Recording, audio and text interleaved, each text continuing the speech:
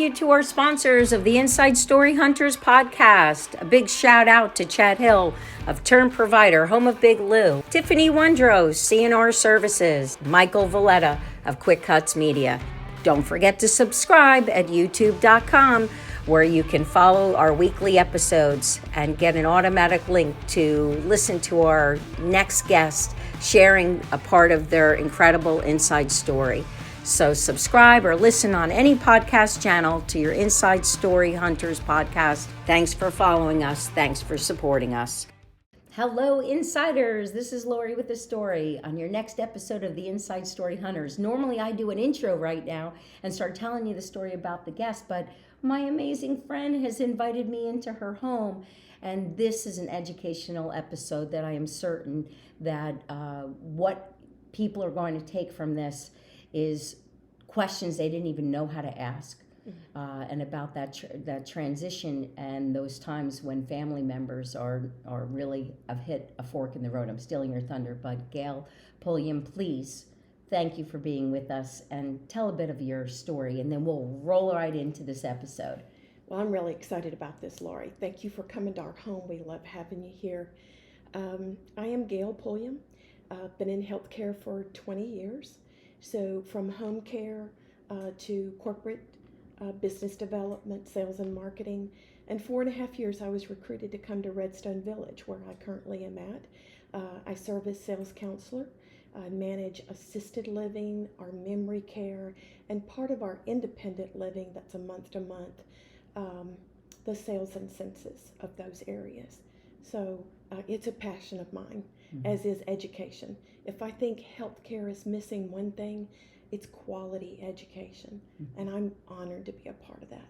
And the questions that you're going to bring forth. So insiders, hang in there. Sometimes you listen to the 20 minutes of the 45-minute episode, but there's 3 powerful questions that people don't even know to ask. And it's usually, as you've taught me, the ability for someone to even start the process and proactively approach bringing a family member to a place that they don't even realize is available.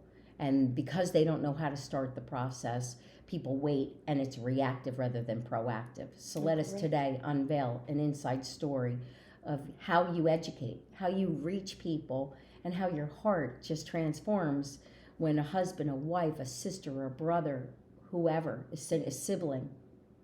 Well, you know, people don't typically call me because they're having a good day. They've hit, or a family member has hit a bend in the road. We're all going to have bends in the road. You and I have faced them. But when it comes to healthcare, it's hard. Sometimes they don't even know the questions to ask. So I tell them, if you don't ask the hard questions, I'll ask them for you. And one of those questions is, it kind of helps start the conversation with families. Again, educating them is, how do I know when the time is right to move a loved one? It's a big decision for a family to make, regardless of where they move or for what reason they're moving. But it's a big decision. How do I know when the time is right? Let's go there. Have you been told by a doctor that a loved one has a diagnosis of dementia? Are mom and dad, or that loved one that you're looking at, are they able to successfully and safely live at home? Or do they need support in keeping the highest quality of life? You know, that's really what I want for all seniors, whether it's my mom or your family member or anybody else's. I want to walk and love on them just like I would my mom and dad. So quality of life is really important. And then the second question is, well, Gail, how do I tell them they're going to move? I mean, that can be very difficult. If it's related to dementia, you may have the conversation, and 10, 15 minutes, an hour later, they don't even remember having the conversation. Right. So do we keep having it over and over again? That's a big question, right? Yes. And then the third question people ask me is, Gail, what does a bend in the road look like? What am I supposed to be looking for? How do I prepare for it? So a lot of times when people call me, we'll start with that, or I'll say, what led you to pick up the phone and call me today? just to make it easier, to put them at ease, much like you and I are doing, having a conversation. Yes. I just want to have a conversation with that family. I want to listen and I want to serve. How many times have you had people pick up the phone, call you, and say, I'm just ready to cut a check? My dad needs to go into a home. We can no longer support them. They become a burden, which is a difficult word for a family member usually to say. And you have walked me through scenarios where people are like, no, I'm just going to pay and we're going to move forward. Isn't this how this goes? Well, number one, I have to tell you, we don't call it a home. That's kind of a generational term. We call it a community. I mean, we are a village. We sit on top of Farley Mountain. But that picture, when they ask me that, the picture in their head is often quite different from reality. So I tell people, I work in someone's home. A lot of respect is shown to that. So from the very beginning, I want them to understand that we're embracing the change. We're embracing the bend in the road that loved one has hit. And to do it with the utmost respect, with professionalism, and with compassion. You see, it's not all about that person that's going to be moving, Laurie. It's about that person that's on the phone. So in order to give that family member the quality of life, I've got to reach out to that family and serve them. Their quality of life is impacted as well. Yes. So when someone is making or entertaining the decision, whether it's assisted living or memory care or even independent, I just do a discovery where I say, what do they need on a daily basis? And again, I go back to, I listen, I serve, I listen. A lot of times people just need somebody to hear them, and that can take a while. Yes. And you say discovery, which is an actual process. It is. Right? Yes. And there's even technical terms that you're about to educate us on. Yes.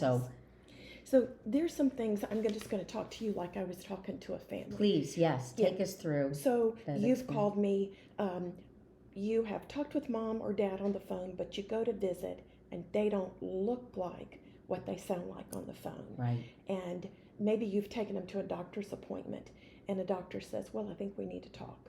Or they've had a fall, they've broken a hip, and they've just not gotten back to where they were. It could be anything from A to Z, but they need some help. Living at home is no longer successful or the best option for them. So I give them options and I tell them up front, Laurie, if I'm not the best option or I can't help you, my job's not over. My job is to help you find who is. People just need to know that somebody is going to walk this journey with them. And sometimes it can be a difficult journey to walk. Maybe there's some family members that agree that there's an issue, and others may be in denial. I may be talking to somebody who is not a decision maker. I may ask them, just to be clear, am I talking to a power of attorney? And they go, what's a power of attorney? So there's a lot of things, and I know we're going to go over some questions, but the educational part, whether you're an employer that has employees that are facing this with parents, it's a great way for employers to say, okay, let me make some deposits into you because life's making some withdrawals. And people ask me all the time, Gail, what do you do? That's really what I do, Laurie. I'm in the business of making deposits into people because life is making some withdrawals. And I don't want them to be overdrawn. When they go to the doctor and they get the diagnosis, they call it the D word, dementia. Or Alzheimer's. So, there's this big umbrella called dementia. Okay. And Alzheimer's is one of the forms under that. So it could be Parkinson's dementia. It could be Alzheimer's. The big term now is your family member has cognitive delay. Well, that's just an easy way, and it could be from a brain injury.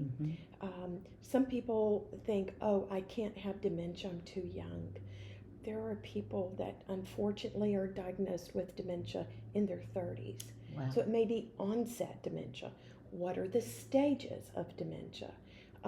Can I move into assisted living and have dementia? What do I need? Who determines that? Which there's even memory care that we're going to get into. There's an assessment. There's a formal assessment in order, and they have to pass that in order to come into Redstone Village, right? So well, so dependent on the state. The state of Alabama has protocol and regulations that we have to follow. But whatever state your family member, if you say, Gail, my dad lives in Florida, and there are a lot of senior living communities, I don't know which one to go to. First of all, start with a primary care physician. Get your dad, your loved one, to the doctor and say, I'd like an MMSE, a Mary Sam Edward. An MMSE, it's called a Menti-Mental, so you can score as high as 30, as low as 0, but typically Tennessee, whatever state you're in, if somebody scores a 24 or below, they're probably ready for memory care. If they're scored 25 or above, 30 being the highest, they're probably assisted living or independent living. They may score one part during the morning and another in the afternoon. But that's a good, and families can Google that question. What is an MMSE? And I tell them that's a good clinical insight. Look at that, take it to the doctor with you, ask for a copy of what the doctor does so that you have that information. Can I do that for free? My family member, we're thinking that, right? So, and I'm asking that as a general statement on behalf of insiders. Right. So the answer is no, that's not best. It needs to be done by somebody who's qualified, a physician, a social worker, someone that understands the points and how to score that. So you could not do an MMSE on me or vice versa, even though I've done assessments. It's really good to start with a doctor. And another important reason, so we're going back to that family member, Laurie, that's called me. There's this huge burden that sits on the shoulders of families, okay? And I want to take as much of that off of them and put it here. So having a doctor to say, it's not Gail Pulliam saying, okay, but when a doctor says, based on clinical information, here's an assessment, and based on this is what I'm recommending for you to look at for your loved one. There's a couple of scenarios that are really key that I want to touch on. When it's a husband and wife, and there's 2 different levels of care, that's tough. So you've been together for 60, maybe plus years, and the person talking to me on the phone says, Gail, they're not going to separate. Wherever thou goest, I will go. They want to stay together. Yes. That's really difficult. But what you want to do is you want to make a decision based on quality of life for that person and for the family before a life event makes a decision for you. If who's ever watching this podcast hears nothing I say, you have to make a decision for the loved one, but as well as for you. If you take you out of the component, then you can't care for somebody else unless you take care of you. And it's like being on the airplane, right? Yeah, the oxygen. put your mask on. You got to put your mask on. So even as professionals, we have to remind ourselves of that. I know I do. Gail, you got to take care of yourself or you can't take care of someone else. But when it's a husband and he's seeing these changes in his wife, the other thing, and I say this, Laurie, I will tell you with all due respect, we're back to that phone call and you've called me. I need you to take good care of you. I need you to give yourself permission. It's sometimes a generational challenge for men, because they're the providers. This is what I do. I'm not going to leave my wife, and I affirm them for that. Mm-hmm. But what I would want families to understand is just because a loved one moves to a senior living community, whatever level of care, it doesn't mean you stop being a caregiver. Right. So you've got to redefine it often, and that's a challenge, but it's one I'm pretty passionate about. Absolutely. And we're going to keep continuing to the education that I know that you could spend days, right? And testimonials and examples and more questions, but they want to reach out to you. Someone's listening right now. What is the best way to contact you in order for a consultation, that discovery? How do we reach you? So they can reach out to you, and you can do an email introduction. Mm-hmm. They can reach me at Redstone Village, Mm-hmm. at G Pulliam, at redstonevillage.org. Mm-hmm. But I would say And there's a website, obviously. There is a website, Mm-hmm. www.redstonevillage.org. I'm very, very blessed to have the opportunity and the privilege and the responsibility of where I'm at. Families, when they're making this decision, they're weighing the options, they need to do their homework. So how many communities do I look at? What questions do I ask? I don't even know where to start. So that's part of the education that I bring Yes. to families Mm-hmm. is, what questions should I be asking you, Gail? Mm-hmm. And hold someone accountable. So Laurie, if you go to XYZ community and you want to know, do they have a level of care charge in assisted living or memory care? Well, those are add-ons. You may not know that until the end, but knowing to ask that question empowers that family member. And which makes me want to jump in and say, because there's so many questions that comes from the payments, the billing, Yes. the add-ons, right? It's like buying a car and you didn't know, oh, by the way, I needed gap insurance, or That's right. I didn't need the extra, fancy wheels, right? That were $4,000. There's just being a smart consumer. You're buying a service, your home. I mean, I don't know how best to say it. So, Well, for me, even before I came to Huntsville and took the position I have now, yes, I'm in sales. I am. But I believe that if you'll serve a family, sales will come out of it. But if you're in this to sell something first, if that's what the family picks up, I've not done my job. mm-hmm. So Yes. it sounds simple. If you are walking into Grandview Gardens at Redstone Village, which is our memory care neighborhood, I would tell you we're designed to do 4 things: equip, engage, support, and care for someone with a level of dementia. Again, you're giving someone hope. Don't let the fear of tomorrow rob you from the quality of life today. There is life to be had. There's going to be bends in the road for all of us. Mm-hmm. If you want to know what a bend looks like, if you want to know, am I in a bend in the road? Is my family? What do I say to someone who's in denial? How do I tell my family? And you've helped support that. I You've have. said, and come in with your family member, and Yes. let's start the discussion together. And so you're not alone in that. And sometimes families need it on their turf. Mm-hmm. So I may do a home visit. I may just drop by with a gift basket or something and not even wear a badge and just say, I'm a friend of your family's, and I understand that you like fresh fruit. I just wanted to stop by. Sometimes we have to be willing to meet people where they are. Not everyone's going to come in and yes, Gail, I want to make an appointment and I just want to hand you a check. Right.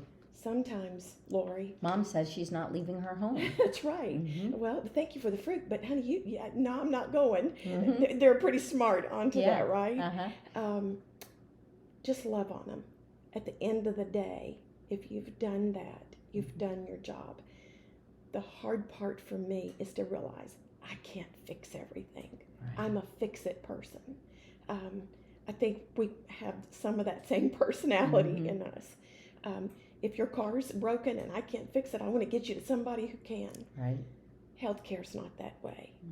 Sometimes it's just loving them through it. Yes. And having someone walk alongside you. How long of a process is it? We make the phone call. You've come to my home. Let's just say, right, we're sitting in your home.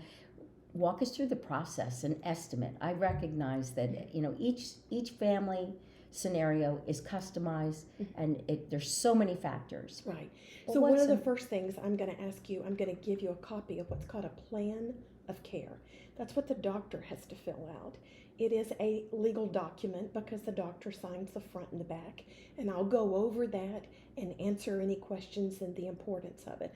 Upon getting an approved plan of care to our RN unit manager, whether it's assisted living or memory care, any community, the state says that community has to ensure that they've appropriately assessed. The doctor can do an assessment, but we can't take the doctor's assessment. So we do a formal assessment. Upon passing those, I schedule signing of admitting paperwork and move them in. A month? 2 months? 3 months? I've done it in as short as a week. Wow. Yeah. So maybe somebody's in rehab. This is a question I get. Gail, my parent, my loved one, my husband or wife fell. They went to rehab. I don't know what level of care. I tell them, we don't want to inappropriately label someone. Laurie, that is a big concern. So they've gone from home to the hospital to rehab, and guess what? They're a little confused. And so I would be too, right? Yes. Maybe they went because of dehydration. Maybe they went because of a really bad urinary tract infection. We know that sodium levels, ammonia levels, white blood count, all that's going to add to confusion. We want to give somebody every opportunity to get as high as they can, to return from that so they can appropriately be assessed. And then a lot of times after rehab, they can go into an option or decide to go home. At the end of the day, I just give them every option I have, whether it's me or somebody else, and allow them to have the quality of life. Take us through the journey of being in the assisted living. I mean, I've had the honor of touring your facility, and it's more than a facility. It is. I mean, there's a car in the middle of one of the rooms, that's at Grandview right? Gardens. There is a teal Thunderbird converbit that sits in the middle. Tell the story about the couple that went on a date in the car. Oh, that's really. So it was my first tour. It was on a Saturday morning, and the family had come from Birmingham. I was pretty pumped, let me tell you. And the family came in, and there is a teal Thunderbird convertible that sits in front of the ice cream shop in Grandview Gardens. And I turned, which is made so that someone can actually have a job. Well, they think they're working in an ice cream shop or a bookstore, right? But it's their neighborhood. It is a neighborhood design. Mm-hmm. And I turned the corner with the family, and there's a husband and wife sitting up in that teal Thunderbird convertible having a good old time. I mean, they were smooching. They were. Hey, so I was like, welcome to Grandview Gardens. And we all laughed, and they waved at us. And, Laurie, there is life to be had. Right. Well, they have entertainment. There's movies, there's cookouts, there's all kinds of things, right? Engagement. I really hone in on that word. If you've got a loved one at home and you're struggling and you're like, Gail, they're not engaged. All they do is sleep. They want to sit in a chair and sleep. I call them and they're asleep every time. Get them engaged. Find some way to intervene, because that's what we're going to do. It's quality of life. There's going to be bends in the road. If you don't know, if you're in that, again, you don't know what the options are, I can help you. I would be honored to do that. Well, you actually go out to the companies, corporations, not just home visits, and you're out there in the community participating in events, however you can just put a voice to the education. Prior to coming to Huntsville, I was with another company and did a lot of business development and worked with companies. I think we touched on this earlier. If you've got employees and they're dealing with parents 24/7, It's going to impact their attendance. It's going to impact their productivity at work, their concentration. Are you getting what you need? If you'll make some deposits into those employees, Right. you may say, Gail, you know what, I've got an employee and they're looking. Could you help us with that? It's a retention plan. It is. So maybe companies need to be looking at making some deposits too. Absolutely, because these are the days in all kinds of industries where it has to be more than how much will you pay me. The great resignation has occurred, right, because of COVID. I mean, there's literally an epidemic of, I believe it's 4 million people have resigned from positions, have made changes because of quality of life, and just said, I'm moving, I'm changing, I'm not doing this job, or I can't, right? They're requiring me to, all the decisions that are involved since COVID and the pandemic. So I say to you, I mean, employers have got to become creative and more aware of what matters to the people. Are you listening? Are you tuned in? Gone are the days that leave your personal life at the door. Yeah, those days, don't exist. I mean, certainly we can't bring all of our issues of life and bends of road into the job market. But you're right, and let's put COVID right up there. You can't skirt around this.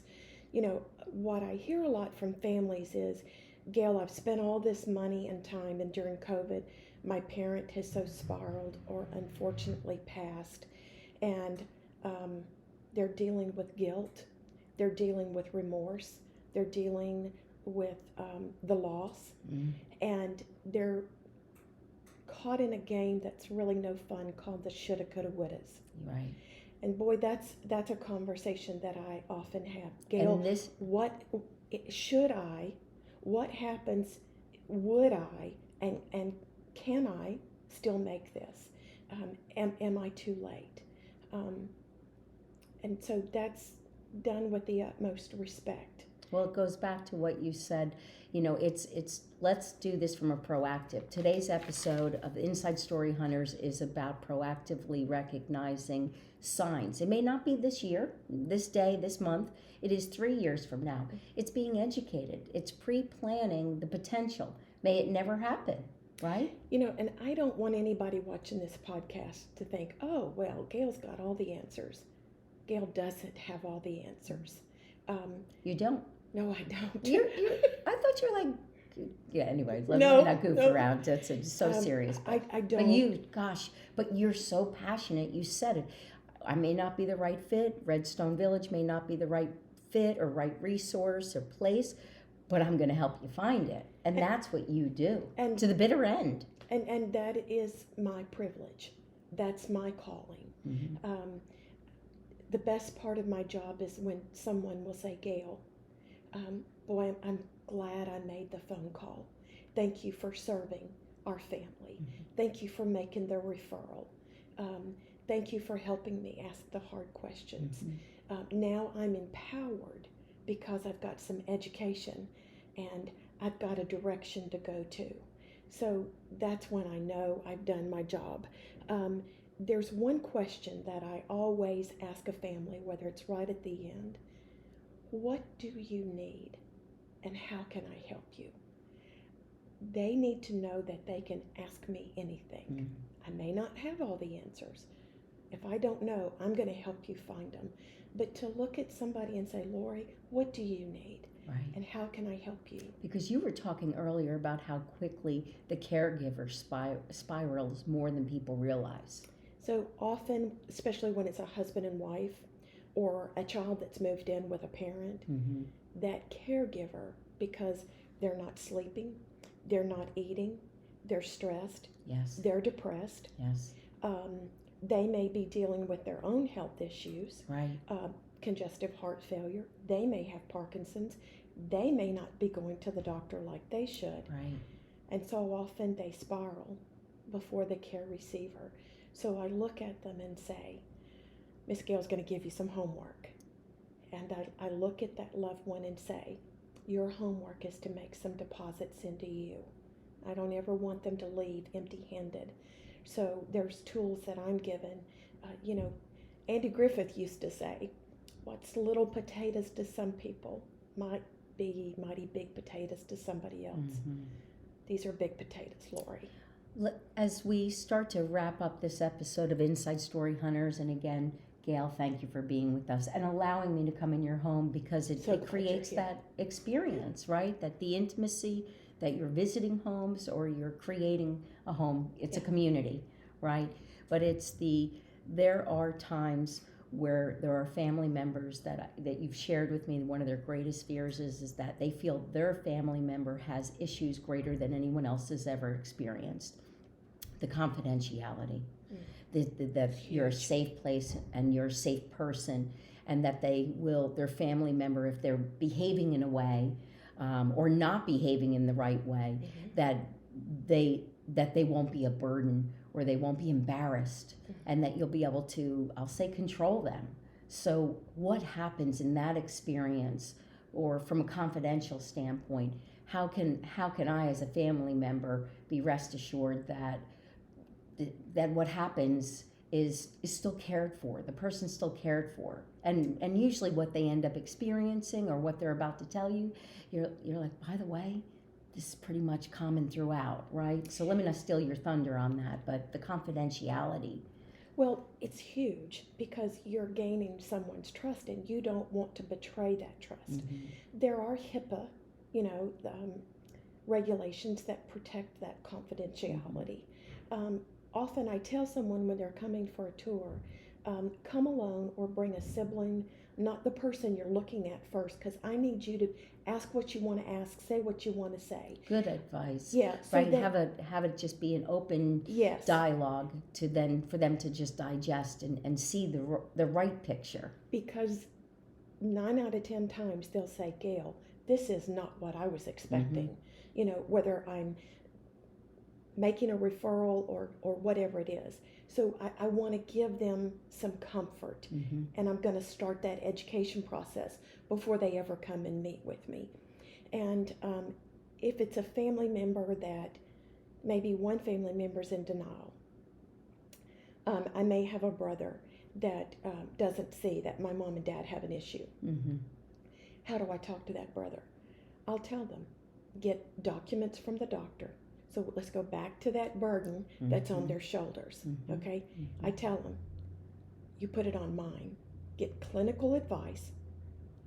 Tell the family member, I've talked with Gail, and she'll set up a conference call, and you ask your questions, because then it takes it off of that person, and they get to hear it then from us. Some of them never get it, Laurie. I'd love to tell you that, that's the answer. Some never get it. Make a decision based on quality of life before a life event makes a decision for you.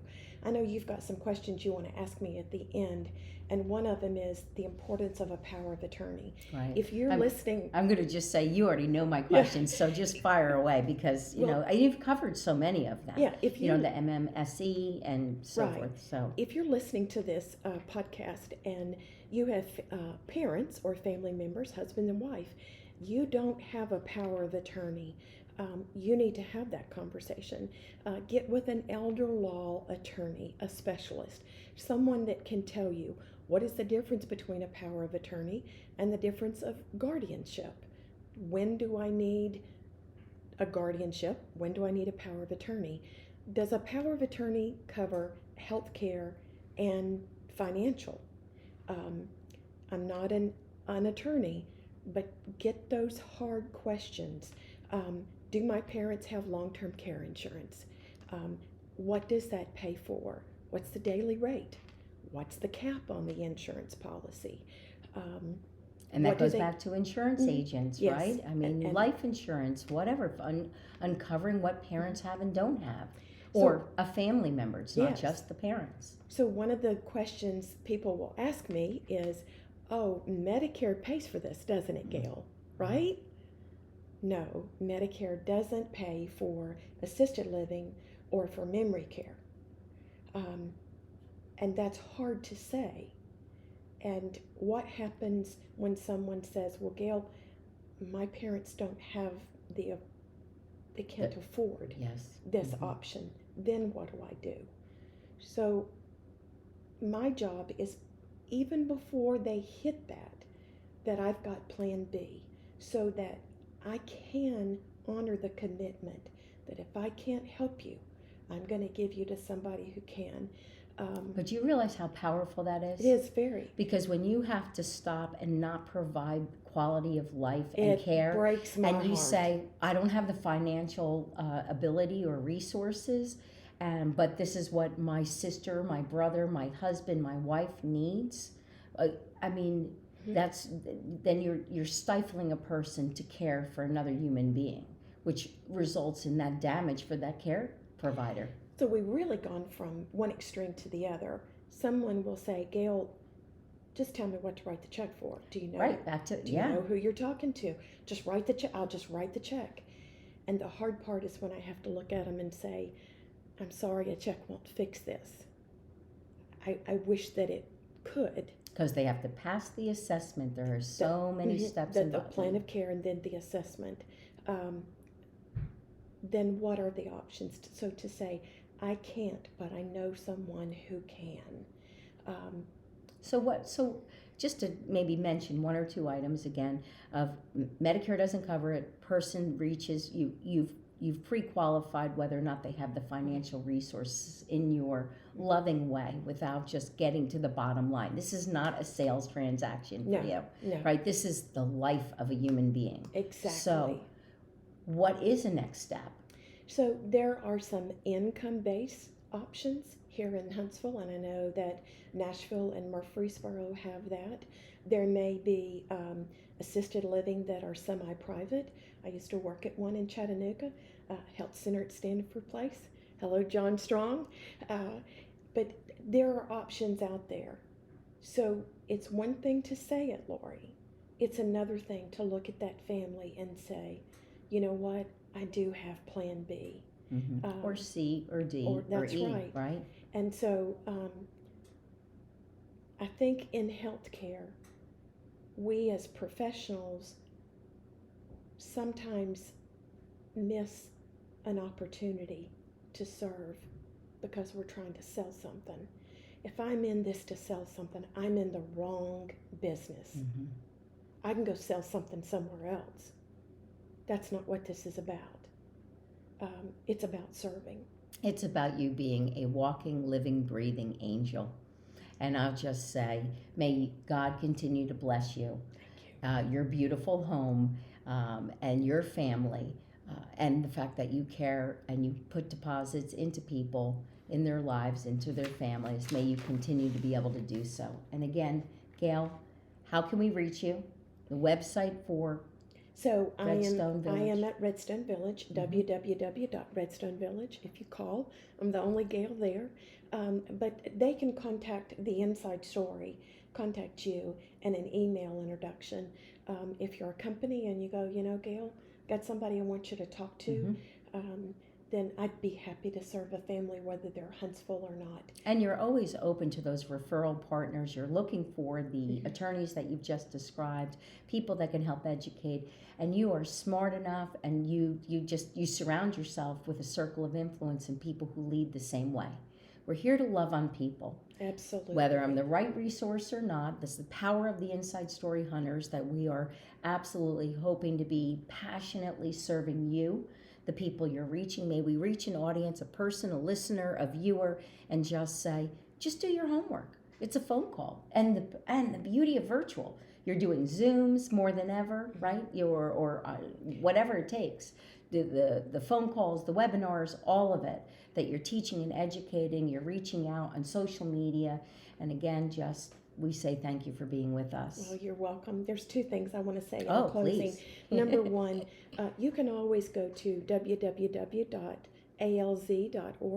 Alzheimer's Association in your community, and look at Google searches. Ratings for communities is public knowledge, so that's education. That's big, yeah. For someone. We need to make sure we're going to have that in our show notes below. Yes. When you're subscribing, watching and listening, and connecting with us at the Inside Story Hunters. That again, what is that? resource. Repeat it for us one more time in case So somebody if just tuned in. If you have a loved one and you don't know what stage of dementia they're in, you don't know what the next step is, you can go to www.alz.org. That's the Alzheimer's Association. I mail out a lot of books. One of the best books for families is the 36-hour day. Now, I remember the day that a doctor gave my mom that book when it was my dad. I've been on both sides of this. There's not 36 hours in a day. But when it comes to loving and caring for a loved one, this book is written by 2 physicians. You can get it on Amazon. If you can't find it, send Laurie an email and I will get a copy for you. But it's a great practical guide. It offers a lot of questions and it helps you to walk through, and it's good clinical advice. And then if it's assisted living you're looking at, look for engagement. It's just got to be huge for families to be engaged. Right. We're waking people up. Yeah. We're supporting them. We're loving them. Quality of life. Quality of life. So with that, may insiders, we hope you've learned a tremendous amount of information. Don't be afraid to reach out. You can also reach us at hello@lauriewithastory.com by emailing us or emailing me. But again, Gail Pulliam, I just say I love you. And I'm grateful that you were here. So I'm thankful you're here too. That's right. So insiders, thanks for listening. Thanks for watching. Don't forget to subscribe. Check out below for all the information of the websites and the books and the information that Gail has just provided, and there is so much more. And you should go to Redstone Village if you just want a tour. You've never even walked into a facility. And Huntsville from Nashville is an hour and a half. Or coming from another direction, Atlanta and so forth, because there's so much history here. There's heroes here, And I tell some of our residents, you're walking history books. And I just fall in love with them every day. They're inside stories. They have stories to tell for sure. And they love telling them too. All right. Well, we're going to say thanks for listening. Thanks for watching. Thank you. And bye for now. Bye-bye.